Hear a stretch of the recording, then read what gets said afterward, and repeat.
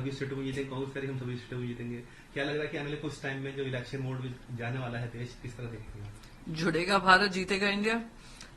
पांचों राज्य चुनावों में जो भी आंकड़े आ रहे हैं, जो भी आंकलन हो रहा है, जो भी सर्वेस दिख रहे हैं, दो मैं सर्वेस पे विश्वास नहीं करती हूँ, पर वो एक इंडिकेटर होते हैं कि किस दिशा में जनता जा रही है।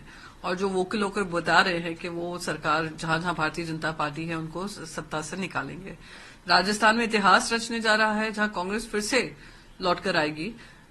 तो जो राज्य है, मैं बस उम्मीद करती हूँ इलेक्शन कमीशन एक free and fair election environment बनाएगी, सेफ इलेक्शन एनवायरनमेंट होगा, लोग ज्यादा से ज्यादा संख्या में भागीदारी लेंगे। खास करके मैं युवाओं और महिलाओं से कहूंगी कि बड़ी संख्या में आकर आप अपना वोट दर्ज कराएं, क्योंकि ये इम्पोर्टेंट है। आने वाले समय में जो सरकारें बनेंगी वो आप लोगों के लिए किस तरीके का काम करेंगी वो ध्यान में रखना जरूरी है, और एजेंडा अनुसार काम हो, ना कि जो जुमलेबाजी वादे कर दिए जाते हैं फिर वादा खिलाफी होती है ये कहकर के वो तो चुनावी जुमला था, उन चीजों पे ना अटक जाए।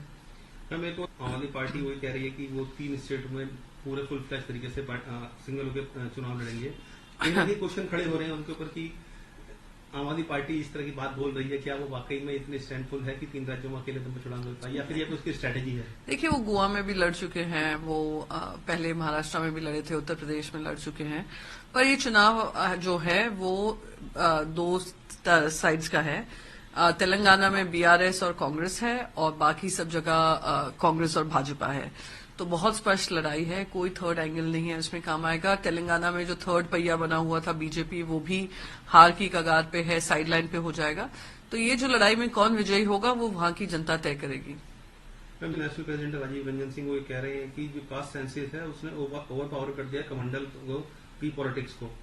ये जो पॉलिटिक्स से ज्यादा मैं मानती हूँ कि ये देश में डेटा होना जरूरी है कि कौन किस वर्ग से है और किसको वंचित किया जा रहा है, किनको सोशल वेलफेयर बेनिफिट्स नहीं मिल रहे हैं, किनकी इनकम कम है, किनका रिप्रेजेंटेशन जुडिशरी हो, लेजिस्लेटिव हो, एग्जीक्यूटिव हो, वहां पे भागीदारी कम है।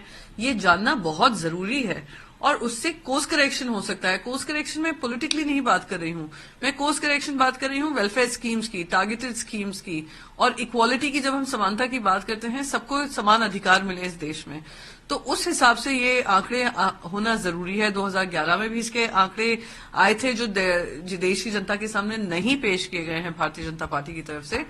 तो और उनकी खुद की पार्टी के खेमे से काफी आवाजें उठ रही हैं कि कास्ट सेंसस होना चाहिए।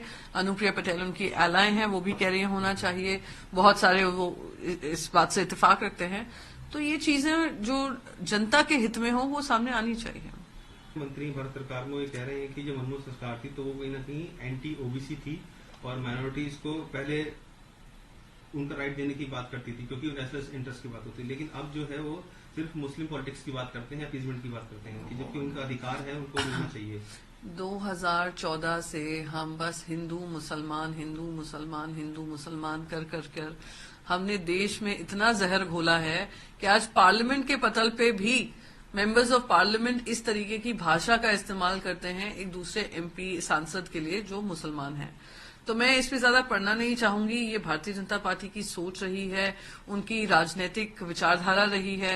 राजनीति से प्रेरित होकर इन्होंने ध्रुवीकरण वाली राजनीति फैलाई है, आपस में लोगों को भिड़ाया है। तो जो गंदगी जो दिमाग की होती है उसको सफाई तो कोई